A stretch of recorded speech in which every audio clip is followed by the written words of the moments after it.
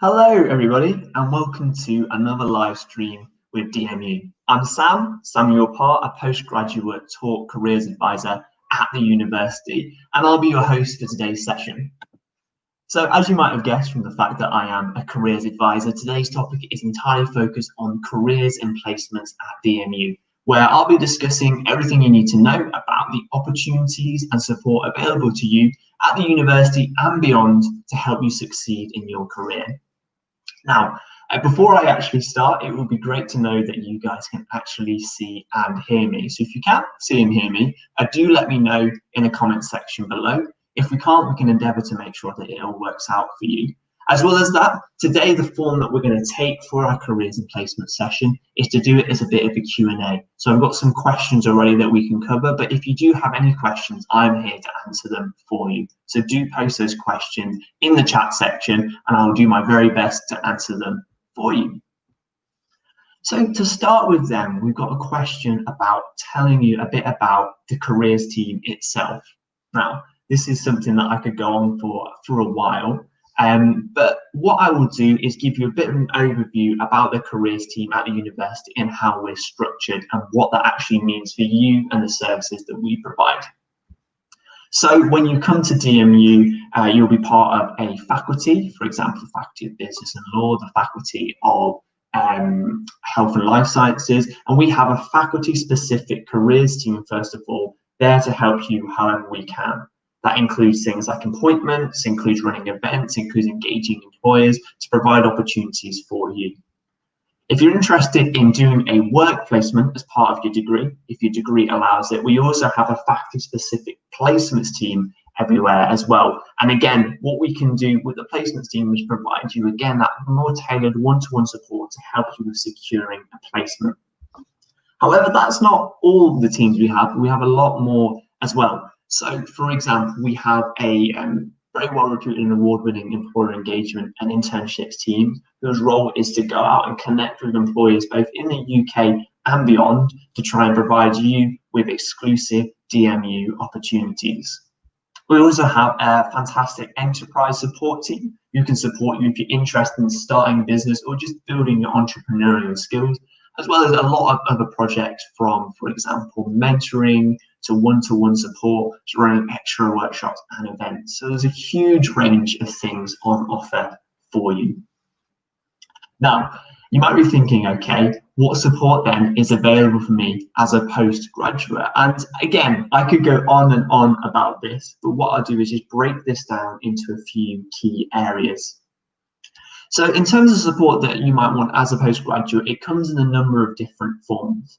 First of all, we have our one-to-one appointments, which is where you can see a careers advisor who's trained to chat with you about anything it is you need to know about your career search. That can be anything from, if you're an international student, working out how it all works in the UK, to figuring out your career plan, to having your application or interview looked at, to even things like thinking what it is that makes you stand out and can help you with getting that next step in your career.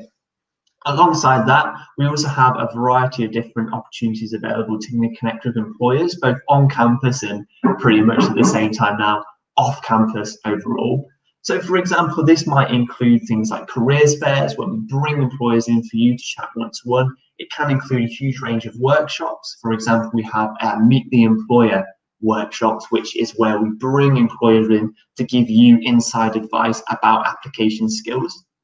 Alongside that, I mentioned already our employability mentoring program. That is actually a program where you can connect one-to-one with someone who's worked in the industry and they can mentor you. And I know from my own experience of actually having and talking with postgraduates who have been mentored, how life-changing that experience can be.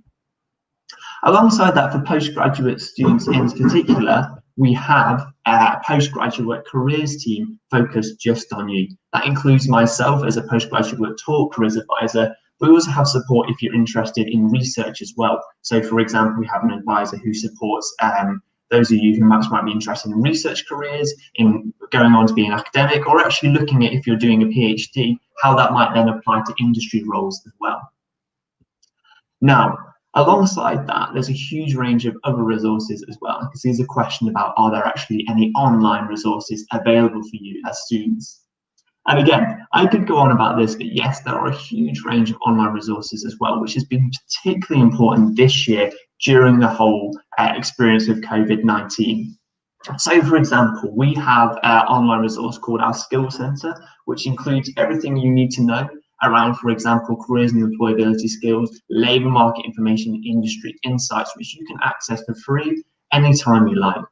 We also have tools such as a CV 360 tool where you can upload your CV, get it automatically reviewed, and then submit it for review by a one-to-one advisor, as well as a number of resources we subscribe to provide to you as university students so you can really get the edge on others with your career search.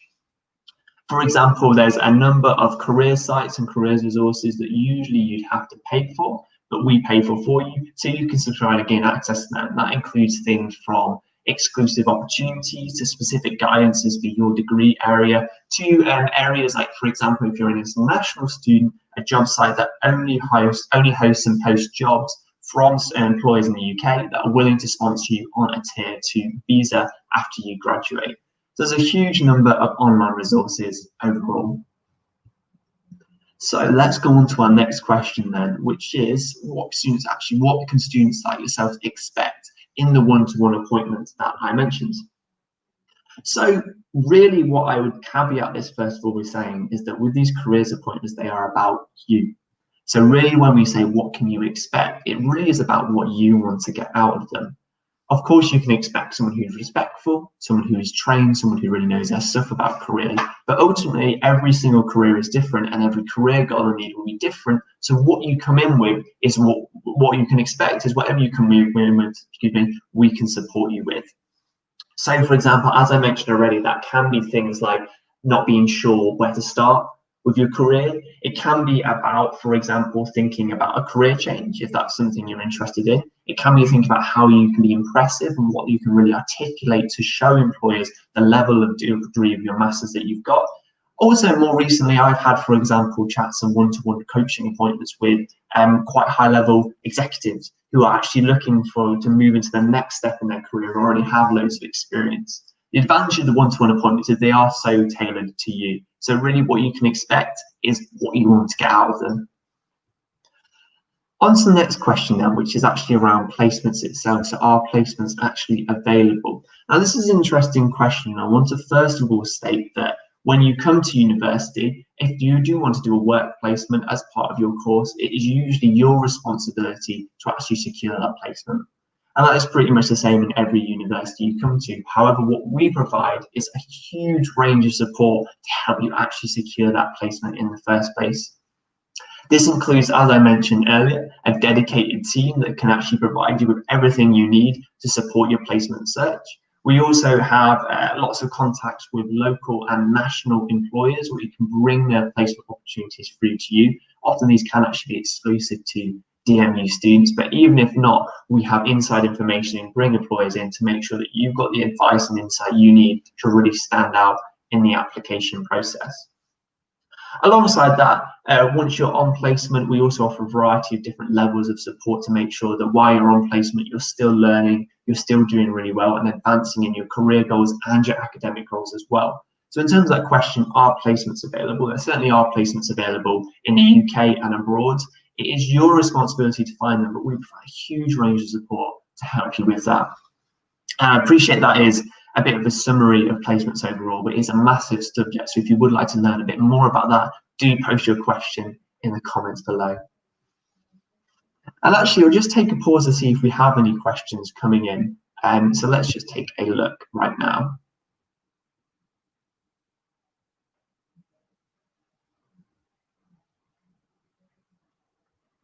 So how can you manage the placement for a full-time master's course? So Askan, that's a really good question overall. So let me make sure that I'll actually answer it correctly. So in terms of managing the placement for a full-time master's course, how it will work is usually you'll do your first 2 semesters actually taught full-time, and then you'll go off the placement. You won't be studying at university at the same time before coming back to do your final project. So for example, you would do 2 semesters at university overall.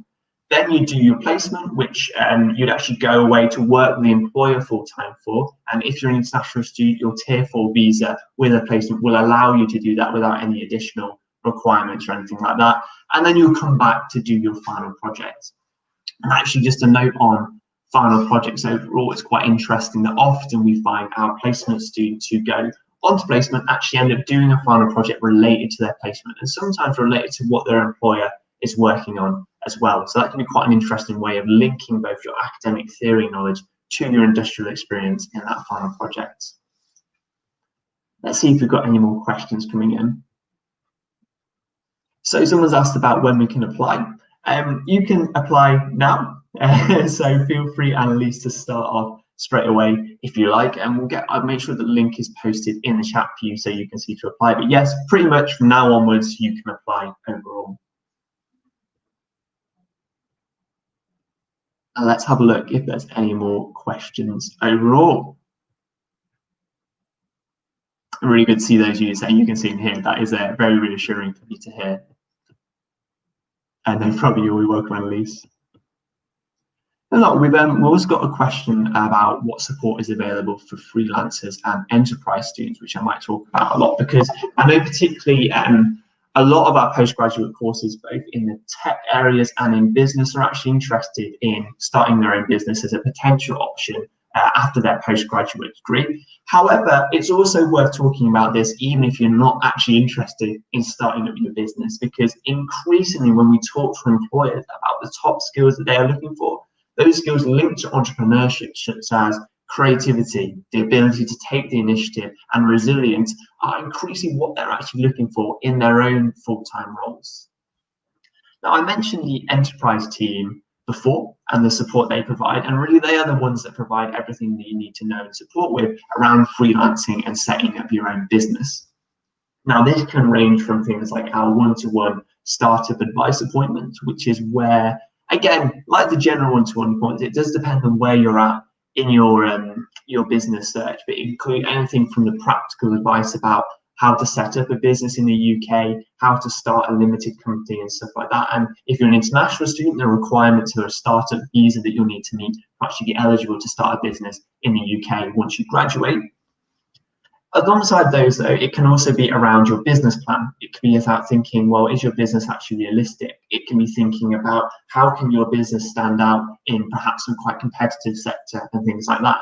And again, what often you'll find with the enterprise one-to-one support is you might come along with your initial idea, get some initial advice, but as the year goes on and you go through multiple appointments, you'll actually gain the ability to get much more refined in terms of what it is actually your business is offering. And many students I've talked to use the year as a bit of a planning session for their business once they graduate. So they're doing their degree, that links into their startup enterprise, they work on that alongside their degree, and then just ready to launch once they graduate. However, that's not all the enterprise team provides. So as well as that, they also provide, first of all, a lot of events, but really a window and way in to a network, both in the local and national community of freelancers. So, for example, they host networking events where you can chat with fellow like-minded individuals and entrepreneurs, both at university, but also locally as well. They also offer a variety of events bringing in inspiring speakers to give you insight about a variety of different things. For example, I don't know if anyone's ever heard of, they're quite well known, but TED Talks, which are generally all about ideas, great ideas worth spreading. And we actually yesterday, funny enough, hosted a TEDx event where we brought in a range of inspiring female speakers to talk about a variety of different business issues. So really with enterprise support, it's the one-to-one appointments, which can be anything from very practical advice to actually helping you with your business idea itself, to also doing things around events, but also networking opportunities. So let's see if we've got any more questions come in. I can see one about a dissertation, but I think that's been answered already. It's probably not relevant to careers. We've also got what support is available for international students. So that's a really good question. I'm aware that often with our postgraduate cohorts, we do have quite a few international students with us. So I'll run through some of the things that we can do to support you. Now, I mentioned before that access to exclusive online resources, and that is actually something that we've really expanded over the years to be really tailored for our international students. So with those online resources, I mentioned subscription to a site called Student Circus, which is a job site that provides only jobs that where employers have agreed to sponsor you on a Tier 2 visa once you graduate. But we also have a range of other international career guides and a variety of other sources that can be very useful that usually you will have to pay for to access. Another thing with international students, if you're interested not in working in the UK but actually working internationally, is we also subscribe to a resource called Going Global, which first of all provides jobs in terms of jobs for a number, I think it's 41 different countries, but also provides guides onto actually getting into that country in the first place. You know, for example, what does an application and a CV look like in Australia compared to Thailand? And what are the general expectations for jobs there, and what the opportunities in the labour market is like. As well as that, we're also very active as a career service in providing support for international students in a variety of different ways. So as I mentioned in those one-to-one appointments before, and particularly I see this as a postgraduate careers advisor in my one-to-one appointments, a lot of that focus can be on actually acclimatizing and working out how it works in the UK. Now, this is also something that we look to do in our workshops and our events. For example, I'm just in the middle of running a series of workshops around international students getting UK experience and also working out how the graduate labour market works here and how they stand out. But there's a huge variety of other workshops and events we put on as well. I also mentioned employer events overall, and that is something that we really try to do as a university in terms of being an ambassador for our students to businesses. And so that is something that, particularly for an international student and you haven't worked in the UK before, you might be feeling a little bit overwhelmed about actually where to start and how to make contact with UK businesses or international businesses. And that is something we can help with by providing exclusive events both on campus and off campus for you to actually meet employers. I think in terms of international support as well, I also mentioned the enterprise team, and they can, in specific situations, sponsor the startup visa as well. So that can be really useful for you if you are interested in starting up a business as an international student. So really, there's a huge variety of support for international students specifically. And as well as that, and actually something that is relevant for everybody, but I haven't touched on so much, is that we are alongside all this work with employers, we also work to engage them and provide opportunities for our students both in the university and outside of it. Now, probably the best example that would be most relevant for you guys as postgraduates would be our Frontrunners internship scheme. So this internship scheme is, they are paid, you'll be glad to know, but they're run by the university, where we provide internships that are around 8 to 9 hours a week, part-time for 9 months during your studies, that aims to give you graduate level experience. For example, we've had frontrunners who are social media officers, we have frontrunners who are brand ambassadors, and a variety of different things, as long as it's relevant to those longer term graduate careers. So that could be another thing that might be relevant for you, particularly as an international student as well. For example, I've managed frontrunners in the past as international students who've been really good in terms of getting them aware of work in the UK and how that works overall. So let's see how we're doing for questions overall. Does support stop when students leave DMU? No, is the short answer to that. It doesn't. So next question. No, I'm just kidding. DMU for life is something that we offer as an entire university, and it is the idea that actually you as students, once you're alumni of DMU, that's not like we're saying bye, just leaving you to it and leaving you out in the cold. We actually provide all our support for life whenever you need. Now, particularly I mentioned before about international students, and actually I think this is particularly relevant for you because often when you're coming to UK and searching for graduate careers, it can take a little while, both for UK and international students. But now with the introduction of the graduate immigration route, which should be kicking in from for all students who graduate from summer 2021 onwards, so should definitely apply for you. You can stay in the UK for 2 years once you graduate. And that means that while you're in, you can use those 2 years to search for work, to search for jobs, and have support, all that support from us that I mentioned, access for you all through that time. So definitely not, the support does not stop once you leave DMU, actually gain lifetime access to our career service. I think that's reflected a much more grown up and realistic way of thinking about careers, which is that actually our role as a university in supporting you guys isn't just about getting you through to the first job we find or anything like that. It is actually about helping you with your careers as a life goal. So hopefully that answers that question. No is the short answer. Let's see what else we've got in the chat overall.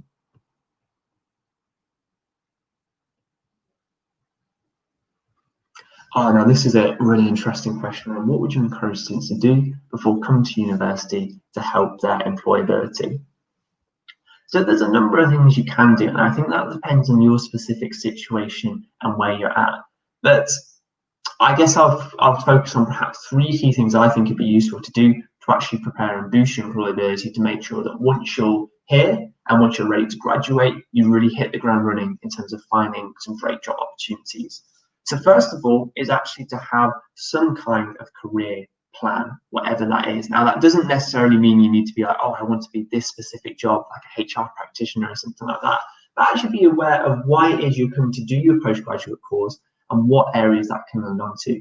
For example, there's a great website that we partner with called Prospects, which talks about the industry outlooks and types of jobs that you might go through with your postgraduate degree. So I'd actually encourage you to look at that. It's prospects.ac.uk.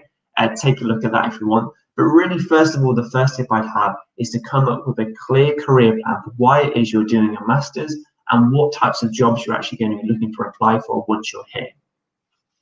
Linked to that, I'd also actually start researching what jobs are actually out there. And actually, this is particularly important for you if you're starting in September next year, because actually in terms of graduate schemes, a lot of UK graduate roles, how it works is they are opening their positions and sometimes closing them in terms of applications by October to December of 2021. So if you want to, for example, start a graduate scheme that starts in the end of 2022, you need to sometimes apply for it by the end of, say, October 2021, a year before.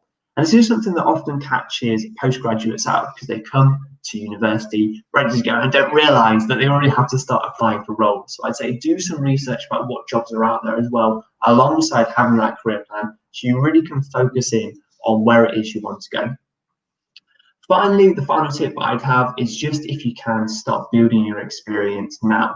And when I say building your experience, of course, relevant experience overall is useful. For example, if you're doing a postgraduate qualification in some IT or cloud computing, then experience in cloud computing is ideal. But actually, your experience in general can be useful for a lot of graduate roles. And actually, what you'll find is many graduate employers are actually looking more for evidence of transferable skills and the interest in their field and them as an employer, rather than someone who can come in and do it from day one. So any experience you can get, even if it's part-time work, even if it's volunteering, even if it's something like a virtual internship, any of that is useful. So in summary, three things I would encourage you to do is: number one, make a career plan. Number two, be aware of what jobs are out there. And number three, start trying to get some basic experience from now on. We'll see what else is in the chat. Let me just check chat. Devanshi, I'm afraid, particularly because I focus in business and law, I'm not able to give you too much insight into the pharmacy career as a sector. And what I'd be happy to do, though, if you perhaps want to just get in contact with us after this, is I'm happy to talk with I mentioned that we have faculty-specific careers teams, and our health and life sciences faculty-specific careers team, which are well equipped to take that question and answer it for you. So perhaps because I actually work in the business and law faculty, I haven't got too much detailed knowledge of pharmaceutical careers. But if you get in contact with us afterwards, I'm happy to pass your question on to the health and life sciences careers team, and they'll be happy to answer it for you. So sorry I can't be very helpful right now, but that is a promise that we can answer that eventually for you. Let's see what other things. Ruxar asked, do we need work experience before coming? Ruxar, no, you definitely do not. It's not a requirement for you to apply for your master's. And actually, I often talk with master's students who've come fresh out of university overall. That said, work experience is useful. And when I say that, I'm not expecting it to be, 12 months of experience in an IT firm or anything like that. It can be anything you can get. Your part-time work experience, volunteering, anything like that is totally fine. What I said about work experience is because it's useful to get that right now, but you can also build that alongside your master's. So it's definitely not a requirement. It's just a recommendation overall for your career rather than for the master's criteria that you'll need when you apply. I hope that makes sense. If it doesn't, just let me know.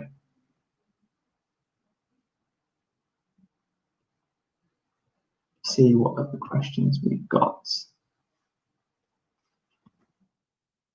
I'll just post a relevant email.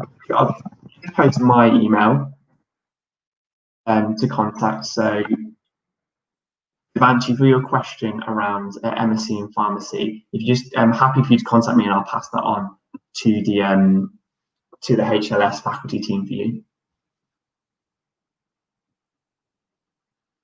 Let's see if we've got any more questions coming up overall.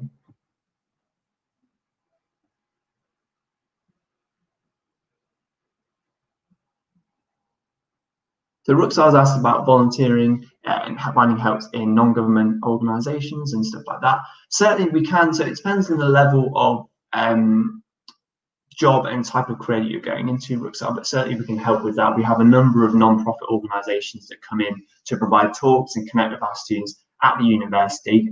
For example, we had, I think it's actually this week, we're having a talk by a non-profit organisation who are working internationally and they're talking about careers in their sector. So we certainly do bring those employers in so we can support you with finding jobs like that and really support you again in thinking about what it is about your career motivations and your skills that really make you stand out in that area. Hope that helps overall, and do say if you want any more information about that though. So we'll see if there's any more questions. No problem, Devanshi. I'm very sorry that I can't answer that question off the top of my head, but we have some very experienced HLS advisors who've worked with pharmacy a lot every year and actually put on a number of big pharmacy events, so I'm sure we'll be well equipped to support you with that. We'll see if there's any final questions, no problem, Ruxar. If not, then we'll feel free to end overall. So I'll give it a minute or two and let's see if any other questions come in. If not, thank you guys for coming along and asking so many interesting and exciting questions today.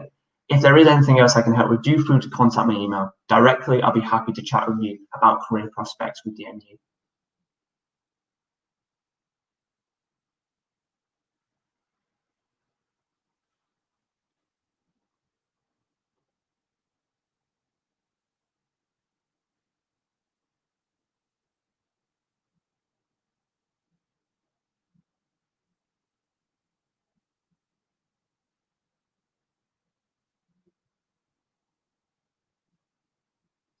So it doesn't look like we've had any questions come in.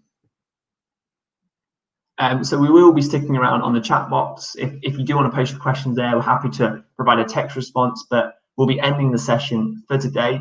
So thank you guys all for coming once again. Great to see you, and I hope to see you at DMU sometime next year. Thanks, guys. See you soon.